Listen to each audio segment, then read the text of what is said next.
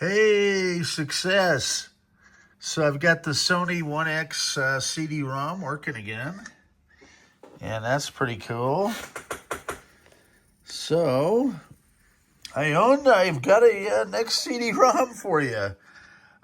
This one has the recapped drive, so it should be good to go. And I'm going through the penalty box of check disk because I rebooted a bunch of times, but I've got it all working now.